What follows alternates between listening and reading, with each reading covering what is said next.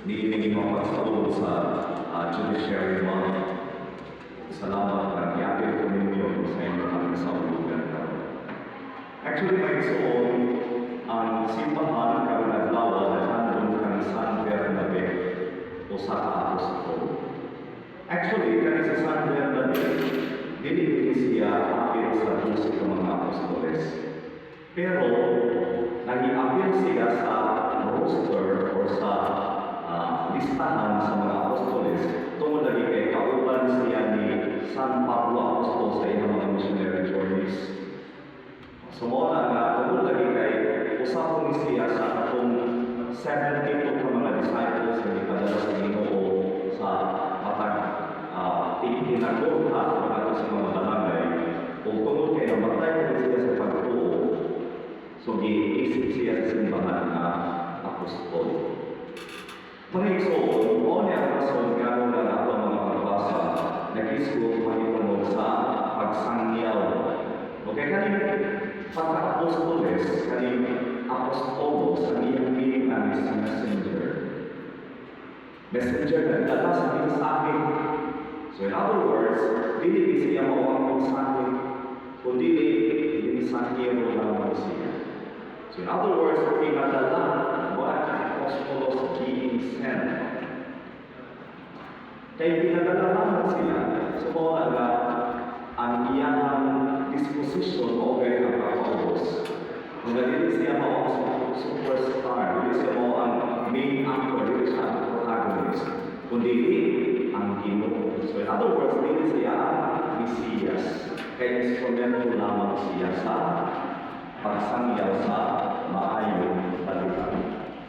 And then, being an apostle, message bearer, nadala sa mensahe to say, ang proper exposition is that of joy and happiness, eagerness, dedication, and commitment to bring the gospel.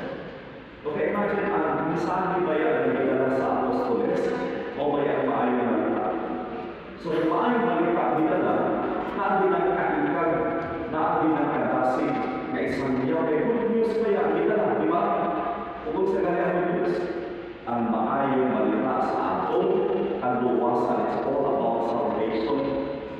So, mga ganyan kay mga apostoles, isang kaliwala sa mga pagsulay, mga paghantos, mga pagpanglutos, may ilang nangyari na, many of them were broke. So, madasigon ginapon sila na isang yaw, kung kaya kanila ang ilang isang yaw, maayong balita. So aside sa pagka-mensahero, ang kanilang mga apostoles, mga message bearer. Messenger, message bearer. And then sa ating ipagdaling ngayon, ang kanilang mga apostoles na ipadala sa ating mga Hesus Kristo, ginasip sa mga Ginoo simple worker. Mapagamit mo yung ating Ginoo na kung mag-mission ka mo, kung magsangyaw ka mo sa mayong balita, kung nag-ipadala, kinahanglan na ba ninyo ang pagka-simple. So wala may galon kung dili malayo ang bayan, dili magdala sa kumpin, dili magdala sa sungkod o sapatos o inisan.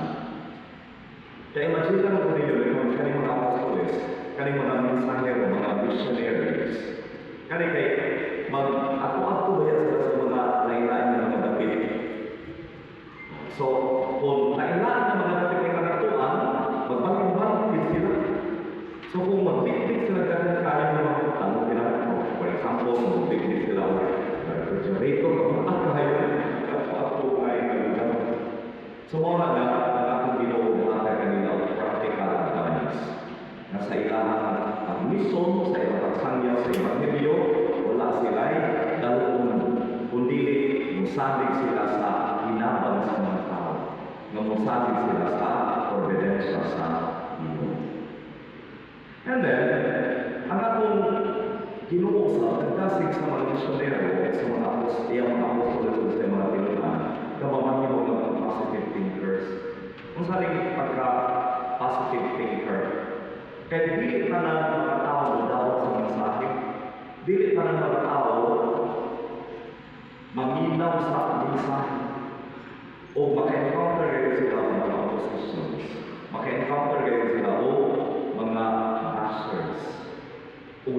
gusto kayo sila.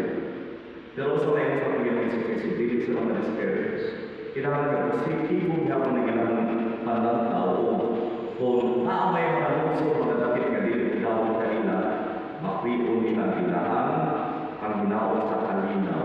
Mubiya sila ang lungsuran o mangita na sila o laing kapit na tayo nagawa kanila. So, matutupak ng mga attitudes, qualities sa pagka-apostolis, pagka-missionary. Una, ang pagka-messenger. Ang ikaluwa, ang pagka-message bearer. Ikatulo, ang pagka-simple worker. O ang ikaw-pa, ang pagka-positive thinker. Mga igsoon, kabahin sa mensahe na ginasangyaw sa mga apostoles, mao kayo din mahitungod sa paghari sa ginharian sa Diyos. I mean, paghari sa Diyos, pag-abot sa ginharian sa Diyos. O gipailang sa atong Ginoong Jesucristo na ang Ginoo na mao'y hari ni ining maong ginharian, usa dayon ka Ginoo sa hustisya, and at the same time, Ginoo sa kaluoy. O mao siya ang ginasangyaw sa simbahan sa mga tuigan na ang Ginoo na ang gibuuhan, Ginoo siya sa hustisya. And He is the God of truth. And at the same time, He is a God of mercy and a God of compassion. Ganap ako siya na i-appeal mo sa ako ang community. Ito mo dali kayo na ang celebration of ng Judiciary Month. Of course, namatay mga balao sa simbahan, mabasa sa kanon law. And then, after ito ang natural law, balao sa Ginoo, ato mabasa sa Biblia. Huwag na po tayo balao sa ato ang pagmamahal sa ato ang nasod. Pero may solo, kung ako ganyan isama na sa mga balao naman, it's all about upholding justice so that we may be able to show love and compassion. Kadugtong sa ako ang isa sa mga klase namin sa filosofiya, kanang isa sa mga thesis statements sa ano ang pag-eskwela sa philosophy of man. Kanang gayon, the maximum of justice is love, and the minimum of love is justice. This may kasabutin kaning the maximum of justice is love, and then the minimum of love is justice. Of course, mga iso, maghatag ka justisya sa usa ka tao, no? Out of his human dignity. Tungod na siya dignidad. So, kung hindi ba nakahigugma, at least makahatag na rin ka justisya. So, for example, kung sa kayo tao, motorsiklo, pila na rin pabilitin na rin sanghan pa doon sa merkado, for example. 20 na, 30, okay, mga gasolina ka doon, okay, 30. So, muna siya ang minimum wage. So, kung buhatag ka o 30 pesos, you are being just to the driver. Diba? Kaya siya ako sa justisya. Pero you can be more generous. So, kinalito ka sa driver kung nagkalisod na o na tinawag ka rin ang driver na kumburi. So, buhatag ka o 100. That's what we call love. So, ang justice is the minimum of love, and then love is the maximum of justice. So, mapala siya ang invitation na ako na nagtrabaho ba sa judiciary sa ako ang government. Kinahanglan ngayon gari ako na ako ang justisya. Bisan ko, dili na ako appeal ako ang mga kliyente. Sa dili na ako laban sa kanilang kapatan ko at kailangan dili ako sa kanubo. Pero kung kayo, respetuan na ang ibang dignidad na kanubo, muna na we have to seek justice for them. O kinahanglan ako pero sundod ang mga balaod, dili na ang balaod sa ako ang nasod, ang balaod sa ako ang pagmamahal, dili hasta na ang balaod sa Ginoo.